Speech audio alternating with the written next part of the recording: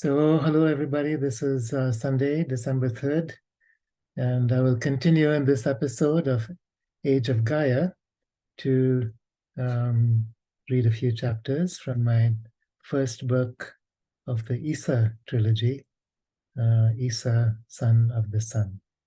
So, thank you for joining and thank you for listening. The rest of the book, as well as the sequel, Miran, Daughter of the Moon, is available through Amazon. The third book in the series will be available soon. It's already published, or it will be published in a month or so. And so that is also going to be available soon. All right, so here we go. So, chapter 26 Human Love. And what of woman? Asked Issa.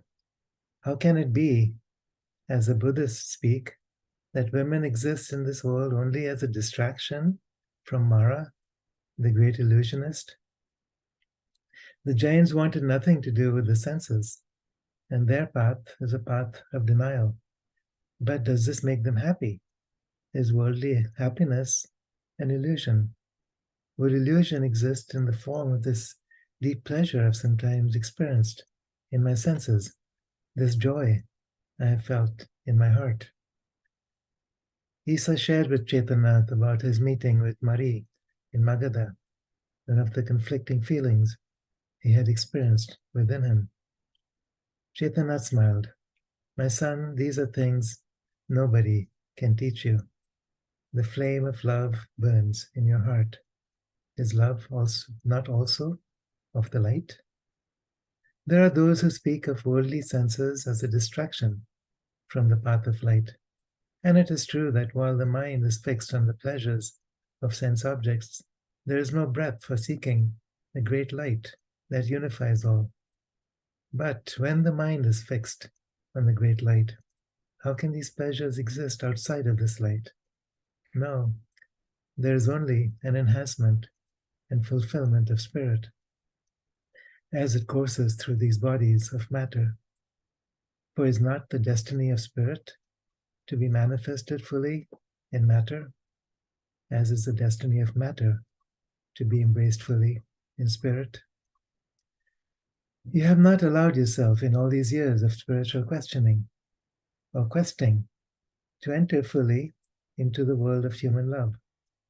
But there is a gift in the creation of human form, where the spiritual senses become enhanced through the refined understanding of pleasure and love, where this love becomes a pathway for a deeper realization of the great light, and where this light becomes incarnated through a nervous system blazing with the power of human love. I do not speak of an image of love which is needy and dependent on another, but a mature love that enhances and purifies each other. It is not a love that distracts or takes away, but a love that joyfully unites body and soul. Love is brought on your path because you're here to teach of love. All expressions of love are sacred. It is not human love or human senses or the human body that is illusion, nor indeed matter itself that is illusion. The illusion exists in the belief that all this can exist separate from spirit, separate from the great light. There are those who spend their lives in the hedonistic pursuit of physical senses, who have denied the spirit that joins the two bodies of light. This is the illusion, the distraction that your Buddhist monks have warned about. But there are those who believe in celibacy who have denied the body and denied the exuberance of life that animates the body. Is this not also an illusion? Follow the path of your destiny, my son, wherever it leads you.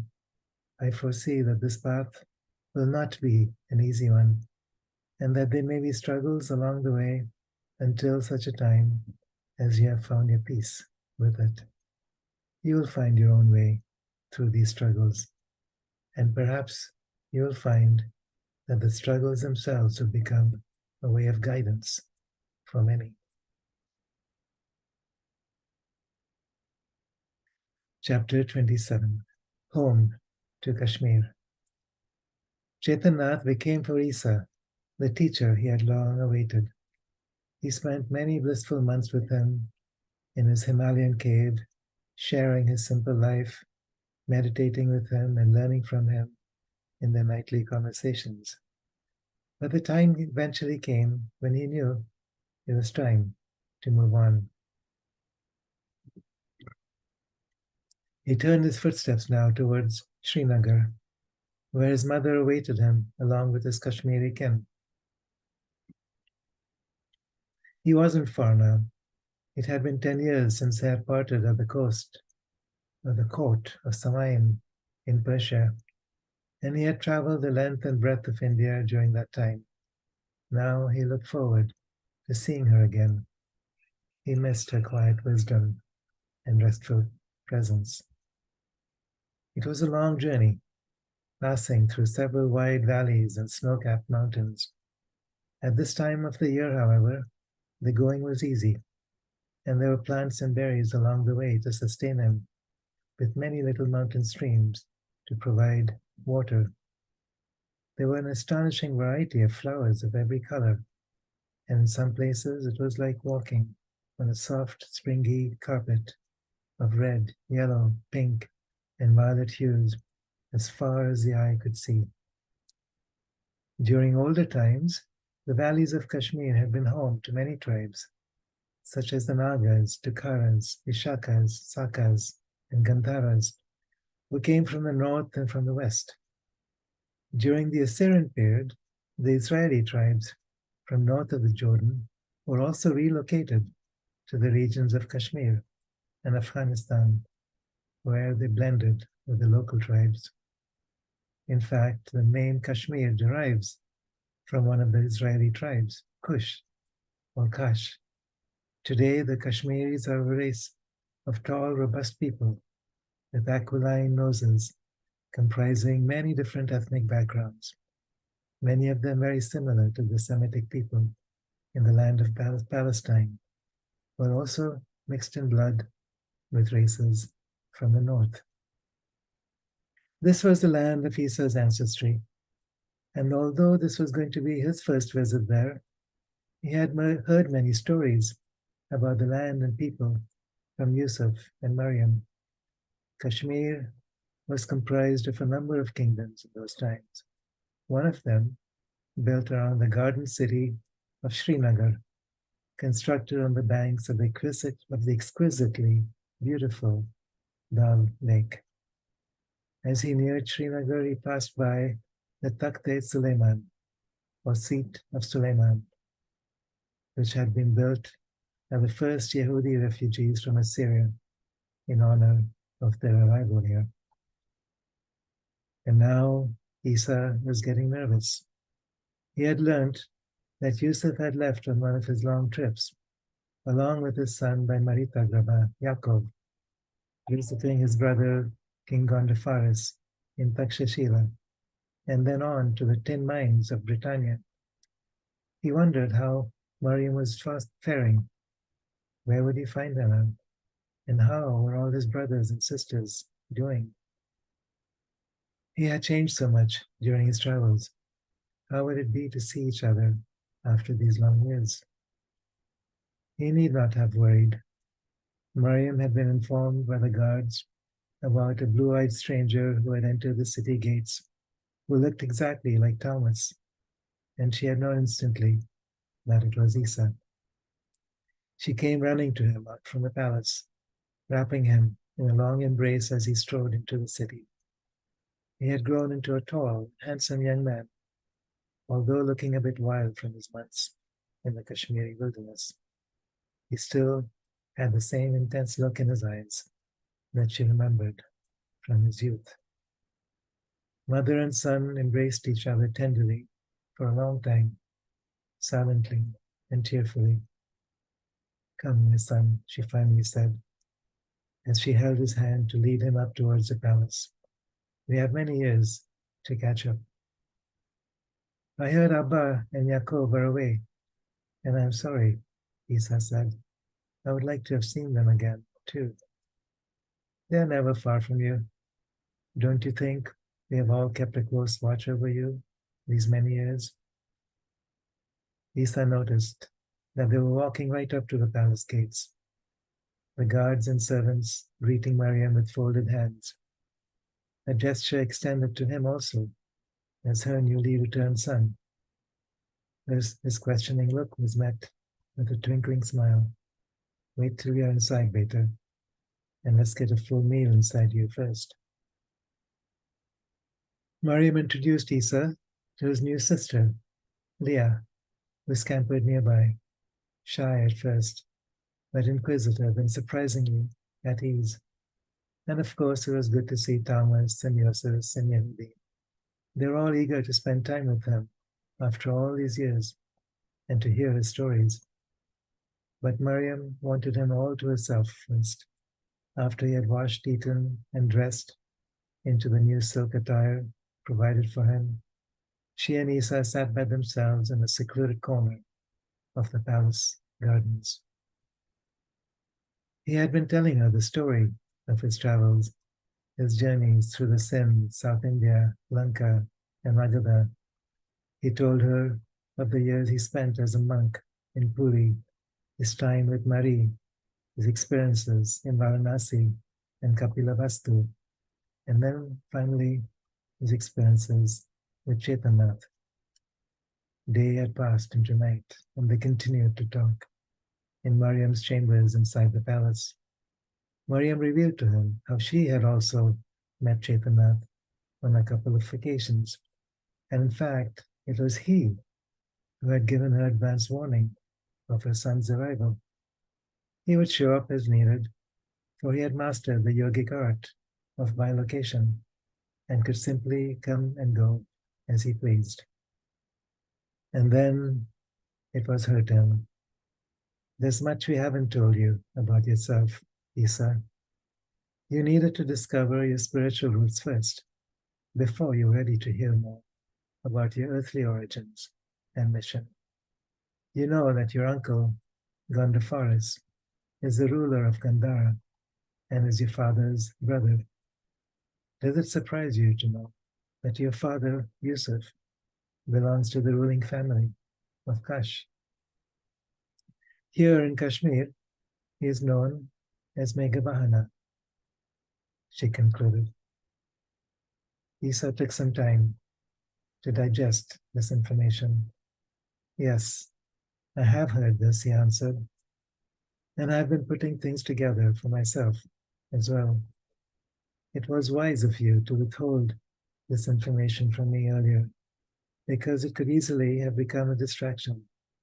But now, I'm afraid it becomes a burden and an expectation. I do not wish anything to do with thrones and rulership, Ma, only to travel the path of my inner light. Mariam smiled. We will speak more of this later. But let me continue with some matters at hand. Gondophares and Meghavahana have been spending much time traveling up the Silk Road and into Gaul and Britannia together, strengthening their ties with other nations along the trade routes. Meanwhile, your father has once again appointed his half-brother, Jayendra, as the chief minister to rule here in his stead. A shadow passed across her face, which she tried to hide unsuccessfully from Issa. You will meet him soon. You don't like him? Asked Issa. Mariam smiled. You don't miss much, she observed. But let's not talk about that yet. You've had a long journey and need to rest, and I need to see to Leah. She led him to a room that had been prepared for him, with luxurious bedspreads and decorative silks, overlooking a marble fountain in the gardens that glowed in the light of candles along the path. It was a stark contrast with the ascetic life he had led for so long. Chapter 28, Art of Governance. Issa and Mariam spent much time together over the next few days, often riding out into the glorious meadows surrounding the valley, where they could talk freely and reconnect the threads of their lives. Your father is the hereditary ruler of this small kingdom, she told him one day. He is a descendant of King David, as are you. How does that work when he's away so much? Asked Issa.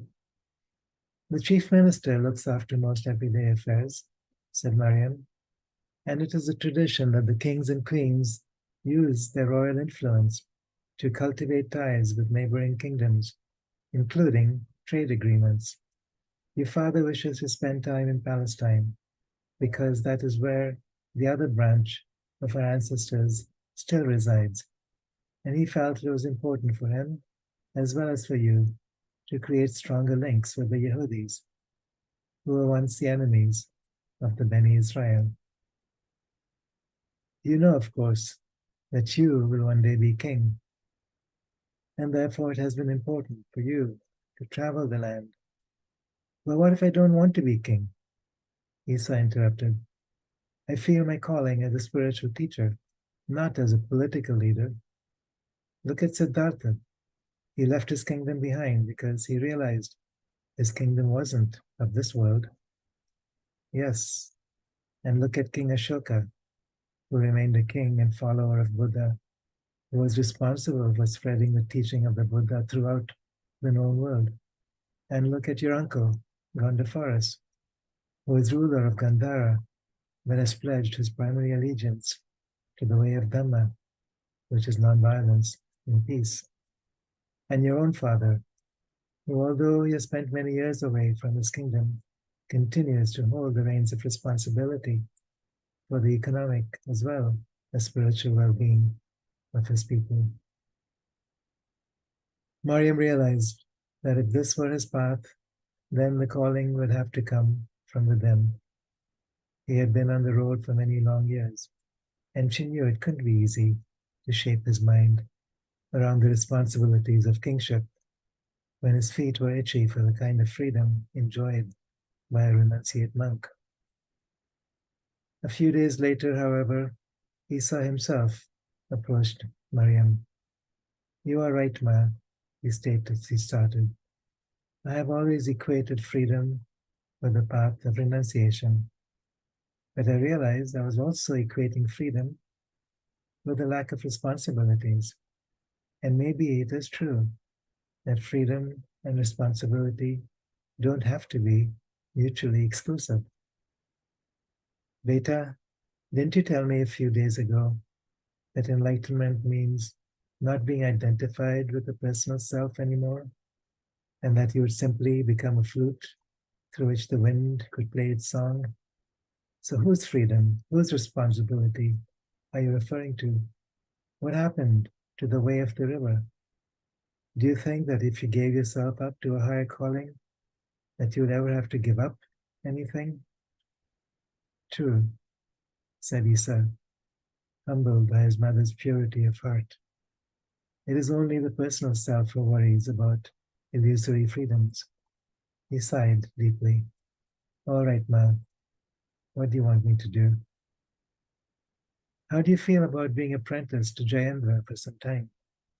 As you know, he has been serving as king while your father is away, and perhaps this would give you an opportunity to see what this entails. Again, Issa felt a shadow at the mention of Jayendra's name, and he questioned Mariam about this. He is kind to me because I'm his half-brother's wife, and he is good to you because you are my son. She suspected that he would try to usurp Issa's rightful place on the throne, but did not wish to alarm him needlessly. Perhaps this is all that matters for now, she said. In the course of time, Issa was given the responsibility of being an assistant minister to Jayendra and to the kingdom of Kash, learning by observing and practicing about the art of governance. Chapter 29, Miran. Pahalgam was a beautiful valley a few days' ride east from Srinagar. At about 7,000 feet elevation, it was the seat of another small Kashmiri kingdom. This region of India had the distinction of being a melting pot of many different ethnic and cultural origins, which revealed itself in the physical characteristics of the Kashmiri people. The Beni Israel, who had originated from Palestine, had mingled with the Saka, the Tukara, and other tribal influences, and comprised some of the finest specimens of humanity. Miran was 14 years old when Issa first arrived in Kashmir from his travels through the lands of Palestine, Persia, and India. As the only child of the royal couple, she had been raised in wealth and splendor, having everything she could ever want. In a land where the women were known for their beauty, she was considered exceptionally beautiful, with intelligent green eyes and a clear, finely chiseled face that portrayed a sensitive and inquisitive spirit. She remembered clearly when a young man named Issa first paid a visit to her parents, the king and queen of that small valley, along with his mother, Mariam, who was a princess in the neighboring valley kingdom. He had not ignored her, as most grown men would have done, but asked her about herself, her interests in life, her hopes, and her dreams for the future.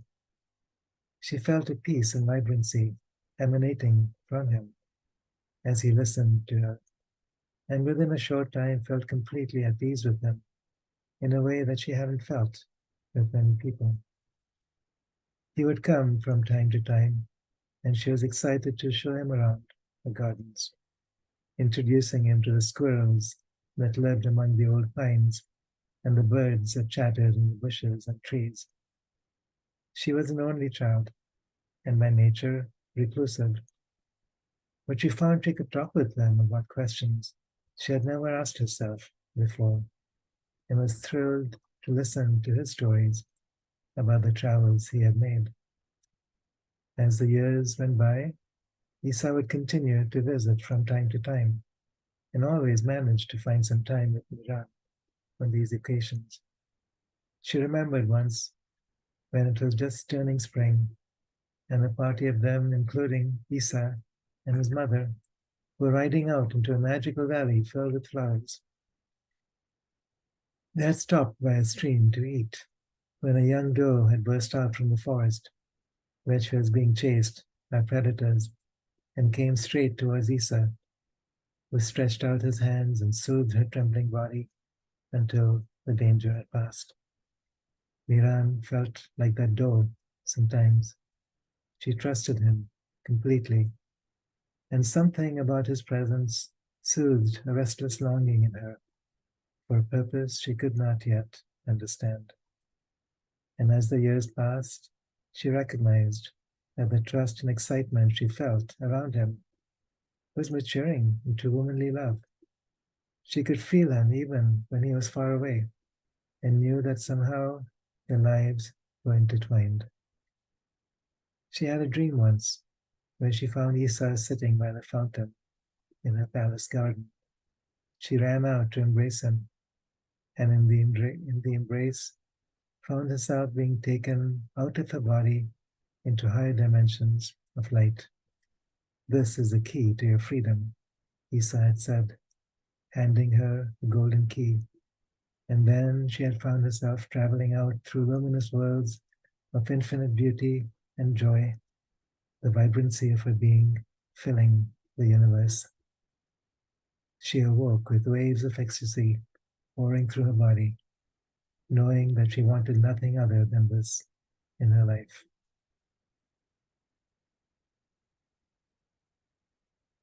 Chapter 30. During the summers, when he could take some time away from his duties as assistant minister to Jayendra, Issa would go away to visit his teacher, Chaitanath, whom he simply called Babaji now, spending months with him, meditating and exploring the deeper teachings of the Nath tradition. He had learned about the physical aspects of healing from the Essenes, the use of herbs and potions, working with the angels of steam, water, and clay, harnessing the power of breath to focus one's life force. He had learned about using the power of mantras and yantras from the Brahmins. He had learned about connecting with the consciousness of the body and the subconscious mind from the Buddhists. Now, Chaitanya felt Issa was ready to learn about something only the Nath yogis knew, the ability to open up a passage from the physical body to the subtlest bodies of light, so that the infinite power of the Atma could be accessed by one in physical form. The Atma is clothed with 5 bodies, he told Issa one day. The first 2 bodies you're well aware of. The Annamaya Kosha is the body of flesh, and the Pranamaya Kosha is the body of breath that feeds and animates it. Your Essene teachers worked primarily with these. Beyond this is the Manamaya Kosha, the sheath of mind and emotion, along with the wisdom body, Vijnanamaya Kosha. When your heart and mind are still and you engage the realm of the higher mind through mantras, chants, and prayers, you release the power of the word. This is the power invoked by the rishis for blessing and healing. He paused to let his words sink in. Beyond this sheath is the Anandamaya Kosha, which we simply call the light body, constructed with the lightest of all substance as a direct emanation of the Atman. It is only the heart that is selfless and completely dedicated in service to life that can access this. And that too, only after a great deal of preparation and training. Issa recalled some of his travels with Chaitanya through nearby villages, where he had cured people simply through the power of his touch. He remembered also a time when a child had fallen ill and died. His teacher had recognized that there was a destiny still remaining to be fulfilled and had brought him back to life. Babaji's entire being had become suffused with a golden glow, and it was as if the light of the whole world had been concentrated through his compassionate touch. Yes, smiled Chaitanya, knowing what Issa was thinking. This is why it is called Anandamaya Kosha, the bliss body. When you invoke the power of the light body, you're attuning to the realms beyond all the veils of separation and duality. Here, there is only the beauty and power of the infinite Atma, unified with all the worlds of creation in unqualified bliss. When you're attuned with the light body, you simply become this divine presence, Aham Brahmasmi, and all the power of creation flows through you. And how is this different from the enlightened state? Asked Issa. Many of his Hindu and Buddhist teachers had spoken about enlightenment, about moksha or nirvana, the end of the spiritual journey, the end of all seeking. Enlightenment is not the end, it is only the beginning of the journey, responded Chaitanya paradoxically. It is not an experience you achieve after long years of arduous discipline, nor a state of consciousness that sets you aside from the rest of creation. Enlightenment is simply the abiding awareness of who you are as the Atma, said Chaitanya. Once you become aware of your essential identity as Atma, you can never be trapped again in the veils of Maya. There is a sense of identity that comes from the Mandamaya Kosha, the mental ego, representing all the thoughts, feelings, memories, and experiences of this entity known as Issa. But this is a reflected identity, like the light of the moon, continually changing, feeble, and impermanent.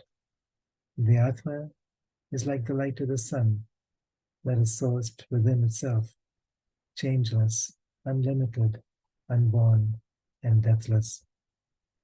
It is the light that permeates the universe, creates the universe, and yet exists as a whole and complete outside the universe as well, beyond the matrix of time and space, beyond the realm of Maya.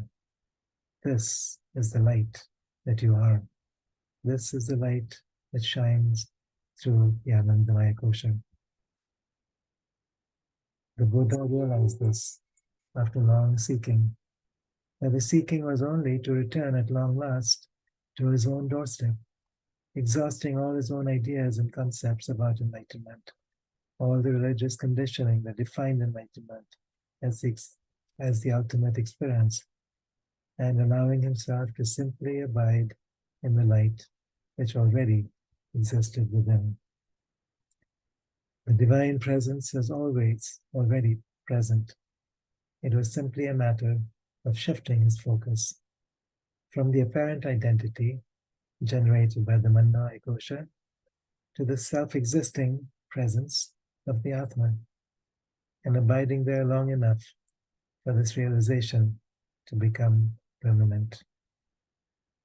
Enlightenment is not such a big mystery, although many have confused themselves. How do you teach a fish to find water? How do you teach a turtle to breathe air? Awareness of this presence is something we're all born with. But then you become conditioned to believe that you are this human personality, this mental ego, this Mandamaya Kosha that the Atma has clothed itself with. You define yourself by your name, your qualities, your experiences in a world of time. You build a life based on your dreams for a future, conditioned by your fears from the past. You learn that you must struggle to achieve something, to become what you are meant to be.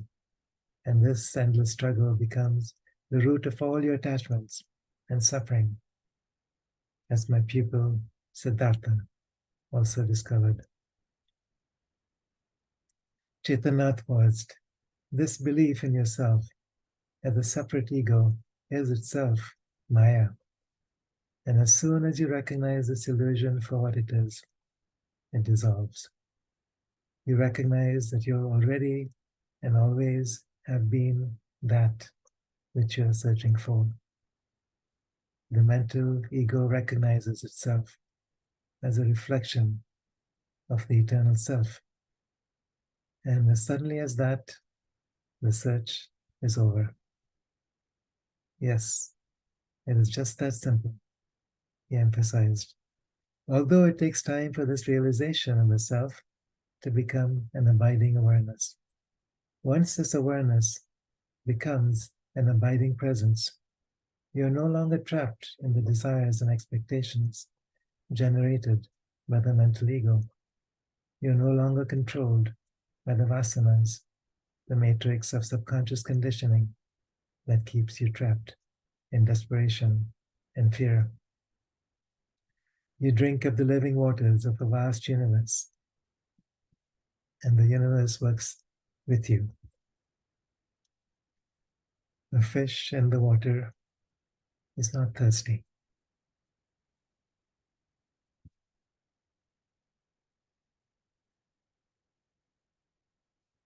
So there we are for today.